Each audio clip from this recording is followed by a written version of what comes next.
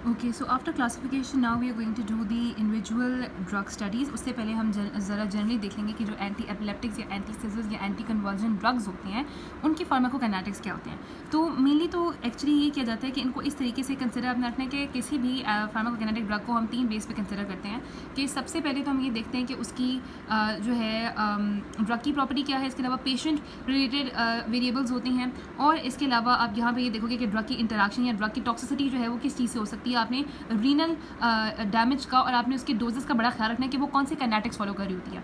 अच्छा, हमने कहा है कि उसमें जो है वो आपने ड्रग टॉक्सिसिटी को इंटरेक्शन को अवॉइड करना होता है। यूजुअली यहाँ पे क्या होता है कि बहुत सारी ड्रग्स के जैसे फिनाइटोइन है, आपको प्लाज्मा लेवल और क्लियरेंस को डिटरमिन करना बहुत जरूरी होता है। जनरली अगर हम देखें तो जितनी भी एंटी सीजर ड्रग्स होती हैं they are well absorb, they have good bioavailability, और वो ब्लड ब्रेन बैरियर भी इजी क्रॉस कर जाती हैं। और मोस्टली जो एंटी सीजर ड्रग्स होती हैं वो उनका जो है वो हेपाटिक एंजाइम से मेटाबॉलिज्म हो सकता है, एक्सेप्ट फॉर गाबापेंटिन एंड वेगाबैक्ट्रिन, ठीक है। और काफ़ी ड्रग्स की जो है वो एक्टिव मेटाबॉलाइट्स भी होते हैं, जैसे कार्बामेज़ेपिन के, फिनाइटोइन के भी एक्टिव मेटाबॉलाइट्स होते हैं, वेल्प्रोइड के होते हैं आई गेस। अच्छा, उसके बाद हमने कहा कि मेनली जितनी भी in the presence of the inhibited anti seizure drug metabolism और displace anti conversion from the plasmatin binding, क्योंकि कुछ ऐसी हमने कहा था कि वो ड्रग जो कि एंटी सीजर ड्रग्स को इनहिबिट कर रही होती हैं या फिर उनको डिस्प्लेस कर रही होती है प्लाज्मेटिन से, तो उनकी जो इनकी मेटाबॉलिज्म को इनहिबिट कर रही है तो उसके वजह से इनकी टॉक्सिसिटी बढ़ने के चांसेस होते हैं। जैसे रिफैम्पिन है, रिफैम्पिन एक आपके पास रिफैम्पिन लेकिन इंड्यूसर है, तो रिफैम्पिन जब मेटाबॉलिज्म को इंड्यूस करती है तो हमारे पास जो है एडिक्वेट थेरेपेटिक लेवल अचीव नहीं होते। फिर हमने कहा कि इसी तरह से बहुत सारी ऐसी ड्रग्स हैं जो कि हमने कहा था कि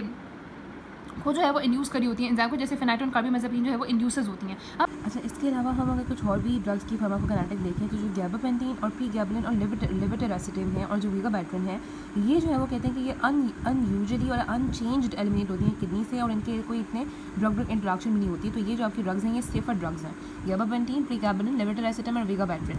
फिर जो टोपाइरामाइड और आपकी टाइगरबीन और जोनासेमाइड होती हैं, इनकी हेपाटिक एलिमिनेशन भी हो रही है और रीनल मेटाबॉलिज्म भी हो रहा है। पेराम्पेनिल जो है इसकी हाफ लाइफ लॉन्ग होती है और ये मेटाबलाइज होती है बाय द ग्लूकोरोनाइडेशन, लेकिन लेमेट्रोकिन भी ग्लूकोरोनाइडेशन से ही मेटाबलाइज होती है।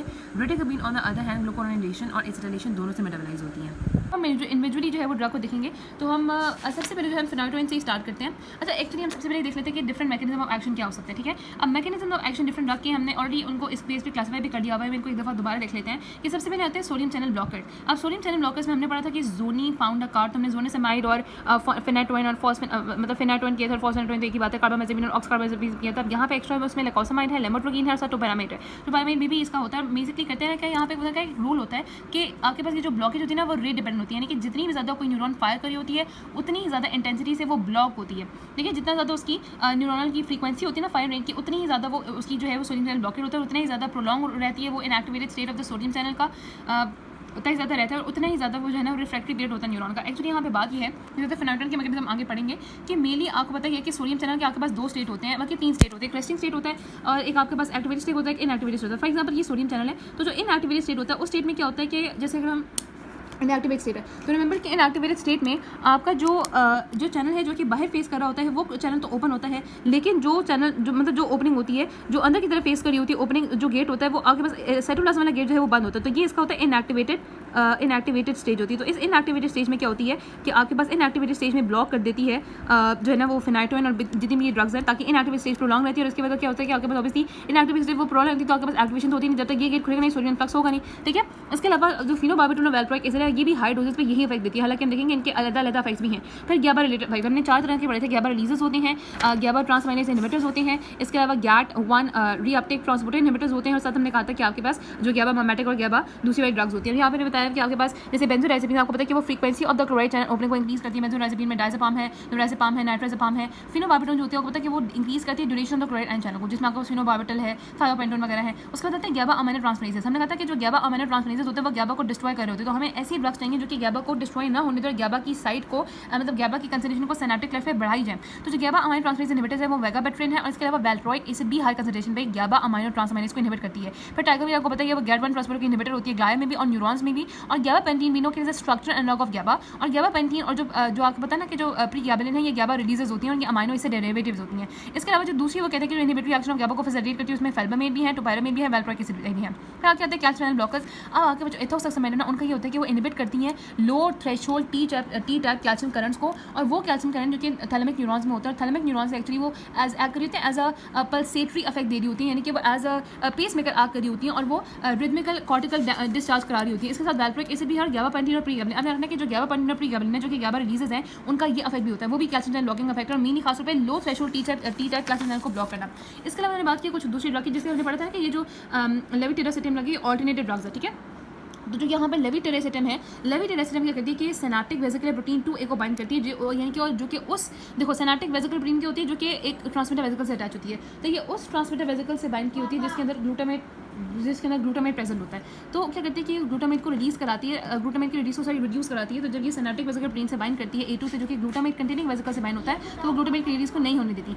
इसके अलावा हमने कहा था कि जो वैल्प्रोइक एसिड होती है वो न्यूरल मेमोरी हाइपोपोलराइजेशन में कॉज करती है। तो हमने वैल्प्रोइक एसिड के एक्चुअली 4 मैकेनिज्म देखे हैं कि हाई डोजेस पे ये सोडियम चैनल ब्लॉकर के तौर पर भी एक्ट करती है और ये हाई डोजेस पे गैबा अमीनो ट्रांसफरेज को भी इनहिबिट करती है। वैसे जो इसका मैकेनिज्म है वो ये है कि कैल्शियम चैनल ब्लॉकर है जो कि हमने देख लिया। दूसरा ये है कि आपके पास ये पोटेशियम परमेबिलिटी को भी बढ़ाती है जिसकी वजह से हाइपोपोलराइजेशन होती है और अगेन रिलैक्सेशन हो जाती है। आपको पता है कि रेटिकामिन और एजोकामिन ये भी सेम काम कर रही होती हैं। Perampanel is a non competitive antagonist at the glutamate AMP receptor. आपने ये भी रखना कि जो टाइगामिन होती है ना, सॉरी जो आपकी है वाइगाबेट्रिन, वो इरिवर्सिबली इनहिबिट कर रही होती है इस एंजाइम को। इसी तरीके से आपके पास पेरेम्परल है वो नॉन कॉम्पिटिटिव एंटागनिस्ट है AMP रिसेप्टर्स पे हमें पढ़ चुके हुए हैं। और आपको पता है कि एब्नॉर्मल एक्साइटेशन को प्रिवेंट करती है। जो फैल्बोमेट होती है वो NMDA रिसेप्टर को ब्लॉक करती है, भी हम पढ़ चुके हैं। अब यहाँ पे फिनोबार्बिटन की भी उन्होंने 3 मैकेनिज्म बताया कि जो फिनो आगे हम एनालिसिस से भी पढ़ेंगे, लेकिन अभी हम बस यहाँ पे थोड़े से ही ब्रीफ करके पढ़ेंगे। जो फिनोबार्बिटोन है आपने रखना कि ये सोडियम चैनल को भी ब्लॉक करती है। ये आपको पता है कि फिनोबार्बिटोन गैबा क्लोराइड चैनल की ड्यूरेशन को भी बढ़ाती है, ऑब्वियसली इट इज अ बार्बिटोरेट। और दूसरा ये ग्लूटामेट रिसेप्टर भी एंटागनिस्ट होती है। तो पायरामाइड भी सोडियम चैनल को हमने कहा था यहाँ पे ब्लॉक करती है और दूसरा ये भी ग्लूटामेट रिसेप्टर पे एंटागनिस्ट है।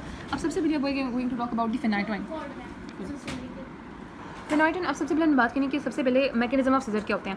सीजर्स में वी ऑलरेडी नो कि एक्साइटेशन जो है वो ज़्यादा होती है और इनहिबिशन कम होती है। तो हमने क्या करना है कि हमने किसी भी तरह से मतलब सीजर्स में क्या होता है, डिफेक्टिव सिनेप्टिक फंक्शन होता है, डिक्रीज गैबा एक्टिविटी होती है, ग्लूटामेट एक्टिविटी बढ़ी होती है और एक्टिवेशन होती है T टाइप कैल्शियम करंट की। तो हमने क्या करना होता है कि हमारे ड्रग का एक्शन मैकेनिज्म ये होता है कि हमने इंक्रीज करना होता है गैबा एक्शन को, हमने डिक्रीज करना होता है ग्लूटामेट एक्टिविटी को, हम ब्लॉक कर देते हैं सोडियम कैल्शियम चैनल को, हम पोटेशियम की परमेबिलिटी को यानी कि पोटेशियम के चैनल को ओपन कर देते हैं ताकि उससे भी हाइपोपोलराइजेशन हो। अब सबसे पहले हमने बात करनी फेनाइटोइन सोडियम की। फेनाइटोइन सोडियम अगर हमने देखा हुआ है कि पहले भी कि ये हाइड्रेटोइन इसका जो है वो केमिकल ग्रुप है, तो it is diphenyl hydantoin. 2 phenyl group होते हैं, साथ हाइड्रेटोइन के साथ जुड़े होते हैं। फेनाइटोइन भी होती है, फॉस्फेनाइटोइन भी होती है। अब मैं इसका मैकेनिज्म एक्शन बताऊंगी, फिर बहुत इंपॉर्टेंट है फेनाइटोइन और फॉस्फेनाइटोइन में डिफरेंस क्या होता है, मैं आपको बाद में बताऊंगी।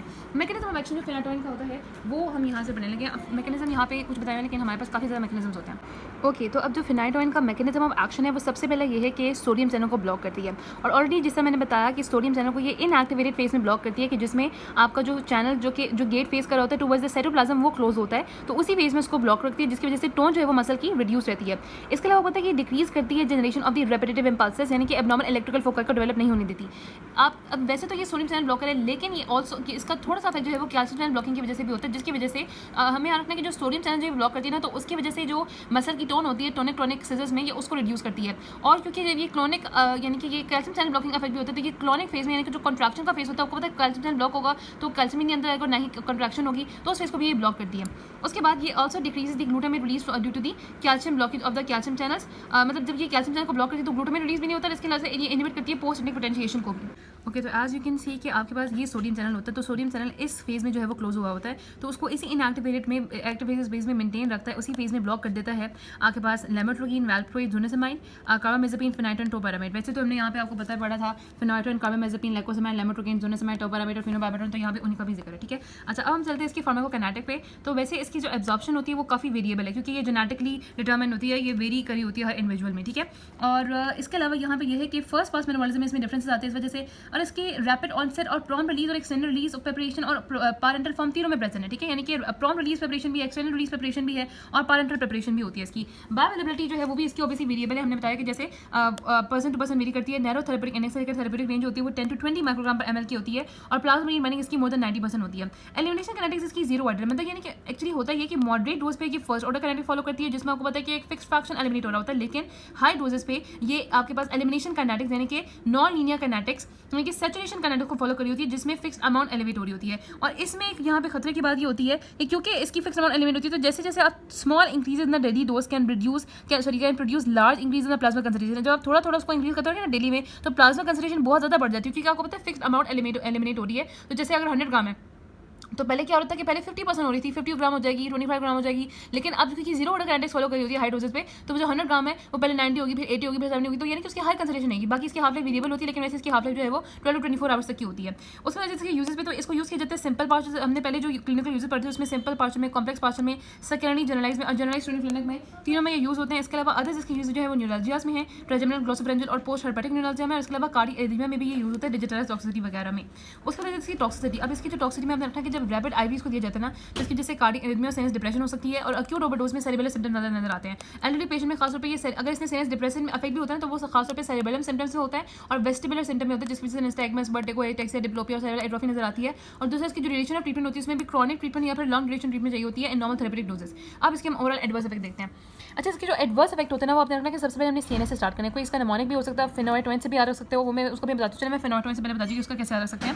फेनोइटोइन जैसे इसका निमोनिक है तो हम फेनोइटोइन से इस तरह से आ रख सकते हैं कि आपके पास पी से ये 450 ये इंड्यूस करा होता है P450 एंजाइम को, CYP3A4 पे आकर के और CYP2A के आकर के ना जो भी एंजाइम जो कि मतलब जो फर्दर आपके पास ड्रग्स है जो कि इन एंजाइम से मेटाबोलाइज हो जाते हैं वो उनका मेटाबॉलिज्म इंड्यूस हो जाता है, और जब उनका मेटाबॉलिज्म इंड्यूस होता है तो उनकी जो कंसंट्रेशन होता है ना वो रिड्यूस हो जाती है। इसके अलावा इससे हिरसुटिज्म होता है, हाइपर सेंसिटिविटी होती है, और ए से आपने हाइपर एल्जर्जी ऑफ द गम याद रखना है, एन से निस्टैग्मस होता है, वाई से येलो कलर डिस्कलरेशन हो जाती है, टी से टेट्राजेनिक इफेक्ट होते हैं, ओ से ऑस्टियोपोरोसिस होता है, आई से इंटरफेयर करते हुए B12 मेटाबॉलिज्म जिसे हम देखेंगे क्या होता है। इसके अलावा एन से न्यूरोपैथी होती है और एम से माइलो सप्रेशन यानी कि बोन मैरो को सप्रेस करता है। इसके अलावा मेगालोब्लास्टिक एनीमिया होता है। लेकिन ज़्यादा अच्छा ये है कि आप जब लिखोगे ना तो इसको इस फॉर्म में लिखोगे, आपको बस ये अपने निमोनिक की हद तक याद होना चाहिए। आपको पता चल जाए कि सीएनएस के अंदर ये सेरिबेलर और वेस्टिबुलर सिम्टम कॉज करते हैं। हमने कहा था ना कि फेनोइटोइन जो है वो डिप्रेस भी करते हैं, तो वो सेरिबेलर और वेस्टिबुलर सिम्टम को डिप्रेस करते हैं। तो ये सेरिबेलर और वेस्टिबुलर इफेक्ट कॉज करता है, बिहेवियरल चेंज लेके आता है यानी कि हेलुसिनेशन, इसके अलावा इंक्रीज करता है सेंसर फ्रीक्वेंसी को। जीआईटी के अंदर नोजिया, वॉमिटिंग, एनोरेक्सिया और डायरिया कॉज कराता है। इसके अलावा कहता है कि ऑल्टर्ड, इसका रखो अम्बी से रखो, यहाँ पे बन रहा है ना अम्बी, तो यहाँ पे CNS Ambi, this is for फेनोइटोइन। तो ऑल्टर्ड कोलेजन मेटाबॉलिज्म में आपके पास क्या होता है, गम हाइपरप्लेजिया, यहाँ पे गम जो है ना इस तरह से गम के ऊपर आपके टीथ के ऊपर गम आ जाते हैं। इसके अलावा कोस्टिंग होती है, फेशियल फीचर्स की थिकनिंग ऑफ कैल्विडियम होती है, मेगालोब्लास्टिक एनीमिया, बाकी जितनी भी चीज़ होती है वो होती है डिक्रीजेस इन द विटामिन की वजह से, यानी कि फॉलिक एसिड एब्जॉर्प्शन कम होगी तो मेगालोब्लास्टिक एनीमिया, विटामिन डी की एब्जॉर्प्शन कम होगी तो इसके अलावा rickets in children, osteomalacia in adult, और विटामिन के कम हो जाती है तो इसके अलावा हाइपोप्रोस्ट्रोमिनिया। एंडोक्राइन इफेक्ट्स होते हैं डिक्रीज एडीएच की वजह से, एडीएच डिक्रीज हो जाता है। आगे हम देखिए कि कार्बाइनोजेपिन से ना इंक्रीज एडीएच के सिम्टम आते हैं, जबकि फेनोइटोइन से डिक्रीज एडीएच के सिम्टम्स आते हैं। इसके अलावा हिस्टोरिज्म और हाइपरग्लाइसीमिया होता है। हाइपरसेंसिटिविटी में यहाँ पे मॉर्बिडिफॉर्म रैशेस हो जाते हैं और स्टीवन जॉनसन सिंड्रोम डेवलप कर जाता है। अब जो प्रेगनेंसी में एक होता है फीटल हाइड्रोटोन सिंड्रोम।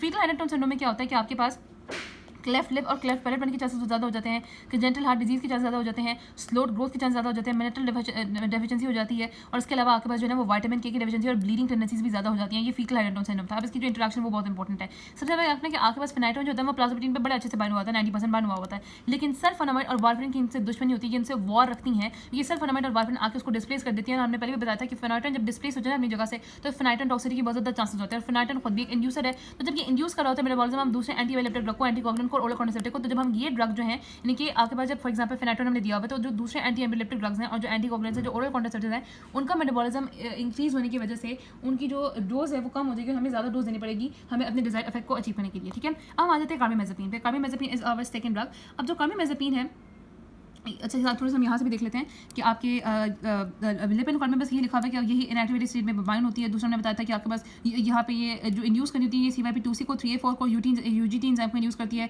इसका हम यही बताया था कि इसका नॉन लीनियर काइनेटिक्स होते हैं, जिसकी वजह से स्मॉल इंक्रीज अगर हम डेली करते रहेंगे तो आपके पास लार्ज इंक्रीज हो जाता है प्लाज्मा कंसंट्रेशन में। बाकी हमने इसके इफेक्ट्स भी वही देख ली हैं। और फॉस्फेनेटोइन एक आपको पता है कि एक प्रो ड्रग होती है। फॉस्फेनेटोइन एक्चुअली ब्लड में जो है ना विदिन मिनट्स नहीं, विदिन 15 मिनट्स, 15 मिनट लगते हैं फॉस्फेनेटोइन को जब हम देते हैं ना, तो ये आते रखने कि ये इसकी लिपिड वाटर सॉल्युबल फॉर्म है, और जो इसको 15 मिनट एटलीस्ट ब्लड के अंदर फेनोइटोइन में कन्वर्ट होने के लिए, जिसकी वजह से इसको हम आईवी नहीं दे सकते फॉर स्टेटस एपिलेप्टिकस। इसके अलावा इंट्रामस्कुलरली हम कभी भी फेनोइटोइन को नहीं देंगे, क्योंकि फेनोइटोइन को जब इंट्रामस्कुलरली देते हैं तो टिश्यू डैमेज और नेक्रोसिस का खतरा होता है, तो इसको हम इंट्रावीनसली भी बहुत कम देते हैं। बाकी इंट्रावीनसली इंट्रामस्कुलरली हम सेफली दे सकते हैं फॉस्फेनेटोइन को। अब फेनोइटोइन और फॉस्फेनेटोइन में क्या डिफरेंस है, बहुत इंपॉर्टेंट है। फेनोइटोइन जो है वो एक्टिव ड्रग है, जबकि जो फॉस्फेनेटोइन होती है वो प्रो ड्रग होती है। फेनोइटोइन आपके पास स्लो रेट ऑफ इन्फ्यूजन होता है क्योंकि इसको मिक्स किया जाता है विद प्रोपेनोलिन ग्लाइकोल, लेकिन इसका जो रेट ऑफ इन्फ्यूजन वो बहुत फास्ट है क्योंकि वाटर सॉल्युबल होती है। अब ये जो है वो कार्डियक एरिथमिया और हाइपरटेंशन कॉज कर सकती है, जबकि इसके सीवियस इफेक्ट्स पूर होते हैं, इसके सीवियस इफेक्ट होते हैं फेनोइटोइन के। ठीक है, अच्छा ये जो है वो आईवी सॉल्यूशन के अंदर प्रेसिपिटेट कर जाती है, जबकि ये आईवी सॉल्यूशन के अंदर प्रेसिपिटेट नहीं करती, वाटर सॉल्युबल होती है। दूसरा इसकी एक्स्ट्रा पोजीशन हो जाती है और पर्पल ग्लव सिंड्रोम होता है इसकी वजह से, जिसकी वजह से टिश्यू नेक्रोसिस होती है, जबकि यहाँ पे टिश्यू के साइड इफेक्ट कोई ऐसे नहीं होते। अच्छा एक चीज़ फेनोइटोइन के बारे में रह गई थी जो कि ऑलरेडी हमें पता ही है कि फेनोइटोइन को तो इंड्यूसर है, लेकिन जो दूसरे इंड्यूसर्स होते हैं जैसे फिनोबार्बिटोन है, रिफैम्पिन है, वो इसके मेटाबॉलिज्म को भी इंड्यूस करेंगे, तो इसके अमाउंट जो है वो कम हो जाएगी, जो थेरेपेटिक लेवल है वो अचीव नहीं होंगे। ऑन द अदर हैंड जब फेनेटिडीन या फिर आइसोनियाजिड के साथ इसको कंबाइन किया जाएगा, जो कि इनहिबिटर्स होते हैं, तो वो जो है वो फेनेटोइन टॉक्सिसिटी कॉज करा देंगे। Moving on to the next drug which is the carbamazepine, जिसको हम टेग्रेटोल भी कहते हैं। कार्बामेज़ापिन या टेग्रेटोल आपको पता होगा, it is the aminostilbenes. Aminostilbenes chemical classification में होती है और इसका जो स्ट्रक्चर है वो ट्राइसाइक्लिक एंटी डिप्रेशन को रिजेंबल कर रहा होता है। मैकेनिज्म ऑफ एक्शन इसका यही है कि ये सोडियम चैनल को इनएक्टिवेट कर रहा होता है। उसी तरह का मैकेनिज्म ऑफ एक्शन है जो कि हम पढ़ चुके हैं, इनएक्टिवेट स्टेट में उसको मेंटेन रखता है। अब इसके ये है कि इसकी भी एब्जॉर्प्शन वेरिएबल होती है, 100 बायोअवेलेबिलिटी लेकिन इसकी 100% होती है और प्लाज्मा बाइंडिंग इसकी 75% होती है। थेरेपेटिक रेंज इसकी 6 to 12 माइक्रोग्राम पर ml होती है। अगर आपको याद हो फेनेटोइन की तो वो कितनी थी, 10 to 20 माइक्रोग्राम पर ml। अब ये आपको पता है कि ऑटो इंड्यूसर होता है, जो इसकी हाफ लाइफ होती है ना, होती है 12 to 36 आवर्स की। ऑटो इंड्यूसर का मतलब ये अपने मेटाबॉलिज्म को भी इंड्यूस करता है कार्बामेज़ापिन। दूसरा इसका मेटाबोलाइट भी एंटीसीजर होता है और अपने लगता है कि कार्बामेज़ापिन एक ऐसी एंटीसीजर ड्रग है जिसके खुद भी सीजरल सिम्टम्स हैं। ये भी कहा गया है कि ये एब्सेंट सीजर खुद भी कॉज कर सकती है। कार्बामेज़ापिन के क्लिनिकल यूजेस देखें, जिसको यूज़ किया जाता है एज एन एंटी कन्वर्जेंट, यानी कि जनरलाइज टोनिकुलर सीजर में भी यूज़ किया जाता है, पार्शियल और फोकल सीजर जिसमें सिंपल और कॉम्प्लेक्स दोनों सीजर में इसको यूज़ किया जाता है। इसके अलावा एक होता है पीटीजी इंड्यूस सीजर। पीटीजी होते हैं pentylene, you have the pentylene tetrazole induced seizure होते हैं। पेंटालीन टेट्राजोल एक ग्याबा एंटेगनिस्ट होती है, तो जब हम ये देते हैं ना तो ऑब्वियसली ग्याबा एंटेगनिस्ट है तो इनहिबिशन को कम करती है, तो यानी कि ये सीजर कॉज कराती है। तो इसको हम देते हैं हमेशा, इसको जब हम देंगे ना पेंटालीन टेट्राजोल को, तो इससे इसके थ्रू सीजर्स को इनहिबिट करने के लिए हम साथ जो है वो ग्याबा साथ कार्बामेज़ापिन भी देते हैं, क्योंकि कार्बामेज़ापिन जो होती है वो क्या करती है कि वो इसकी सीजर थ्रेशोल्ड को कम कर देती है। तो ये 3 तरह के सीजर्स में देते हैं। इसके अलावा इसको देते हैं न्यूरल्जिया में, ट्राइजेमिनल ग्लोसोफेरेंजियल पोस्टहेपेटिक न्यूरल्जिया में देते हैं। टेबीज ड्रोसाइल पेन में एक्चुअली ये डीमाइलिनेशन कॉज करती है, जिसकी वजह से ये टेबीज ड्रोसाइल पेन में हेल्पफुल होती है।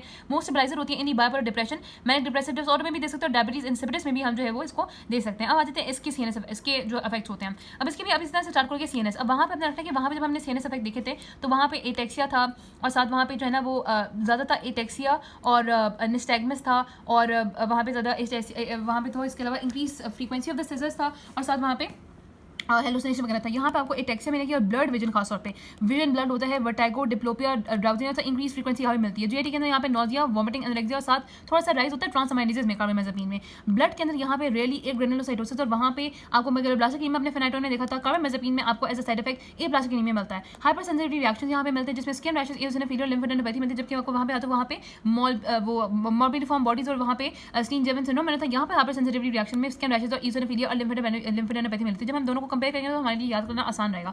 एंडोक्राइन है आपको यहाँ पे एडीएच की तरह के एडीएच लाइक सिम्टम मिलते हैं, यानी कि डाइल्यूशन हाइपोनेट्रीमिया मिल रहा होता है और दूसरा एल्डरली पेशेंट में क्रॉनिक कंजेस्टिव कार्डियक फेलियर भी होता है। दूसरा ने ये बताया कि खुद भी जो है वो एंटीसीजर, इसकी एक ऐसी एंटीसीजर ड्रग है जिसकी एंटीसीजर प्रॉपर्टीज होती है। दूसरी टेरेटोजेनिक भी होता है क्योंकि प्लेसेंटा को कॉज करता है और हेपेटाइटिस और हेडेक भी ये कॉज कर सकता है। इंटरेक्शंस की यही है कार्बामेज़ापिन की, ये इंड्यूस करता है। देखो ये एंजाइम इंड्यूस करता है, तो ये इंड्यूस करता है मेटाबॉलिज्म ऑफ द पीपीवी, यानी कि फिनोबार्बिटोन को, फिनाइटोन को और सोडियम वैल्प्रोएट के मेटाबॉलिज्म को ये खुद इंड्यूस करता है। इसके अलावा ये क्लियरेंस करा रहा होता है और दूसरी anti conversion drug like clonazepam. अपने इसके 3 याद रखना है इसकी जो आप कह सकते हैं कि जो इंटरेक्शन होते हैं। एक तो ये कि ये इंड्यूस कर रहा होता है metabolism of the phenytoin, phenobarbitone and valproate, और ये क्लियरेंस कर रहा होता है the clonazepam, lamotrigine and valproic. इसके अलावा अपने रखना है कि ऑटो इंड्यूसर भी है, अपने खुद को भी इंड्यूस कराता है और इसको भी कुछ ऐसी ड्रग्स है जो कि इसको इनहिबिट करी होती हैं। वो है प्रोपोक्सिफिन और वैल्प्रोइक एसिड, जो कि इसके मेटाबॉलिज्म को इनहिबिट करी होती हैं।